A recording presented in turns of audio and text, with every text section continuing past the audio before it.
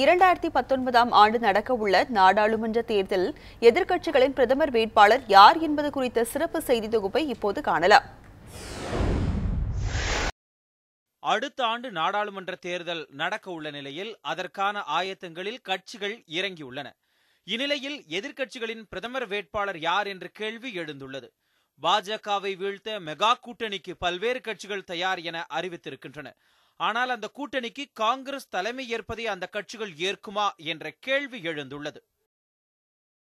பாஜகவை வீழ்த்த காங்கிரசோடு கூட்டணி சேர தயார் என மேற்கு வங்க முதல்வர் மம்தா பானர்ஜி ஏற்கனவே அறிவித்திருக்கிறார். ஆனால் காங்கிரஸ் ராகுல் காந்தியை பிரதமர் வேட்பாளராக அறிவித்தால் அதனை மற்ற கட்சிகள் ஏற்குமா என்ற கேள்வியை அரசியல் விமர்சகர்கள் முன்வைக்கிறார்கள். அதனால் அடுத்த தேர்தலை ராகுலை முன்னிறுத்தி காங்கிரஸ் எதிர்கொள்ளாது என்றும் கூறப்படுகிறது.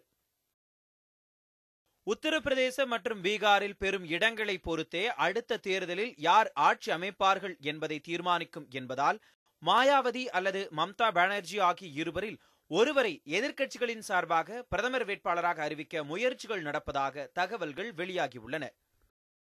மம்தா பானர்ஜி காங்கிரஸ் மற்றும் பாஜகவுக்கு மாற்றாக மாற்று அணி அமைக்கும் முயற்சிகளில் ஈடுபட்டு வந்தார் என்பது குறிப்பிடத்தக்கது.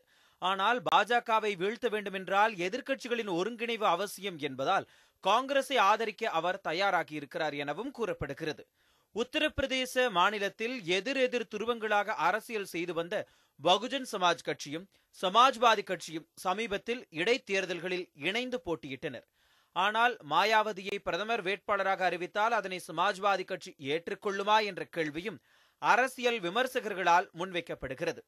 அதேபோல மம்தா பானர்ஜியை பிரதமர் வேட்பாளராக அறிவித்தால் அதனை கம்யூனிஸ்டுகள் ஏற்பார்களா என்ற சந்தேகமும் இருக்கிறது. மேலும் ராகுலை தவிர்த்து மற்ற தலைவர்களை பிரதமர் வேட்பாளராக அறிவித்தால் அதனை காங்கிரஸ் தொண்டர்களும் மற்ற மாநிலங்களில் இருக்கும் காங்கிரஸ் கூட்டணி கட்சி தலைவர்களும் ஏற்பது சிரமமே. ராகுலின் சமீபத்திய நாடாளுமன்ற பேச்சு மக்கள் மத்தியில் வரவேற்பை பெற்றிருப்பதால் காங்கிரஸ் கட்சியினர் உற்சாகமடைந்துள்ளனர். அதனால் காங்கிரஸ் சார்பாக ராகுல் காந்தியை தவிர்த்து வேறு யாரேனும் பிரதமர் வேட்பாளராக முன்னிறுத்தப்பட்டால் அதனை காங்கிரஸ் கட்சியினர் ஏற்றுக்கொள்ளும் வாய்ப்புகள் குறைவு.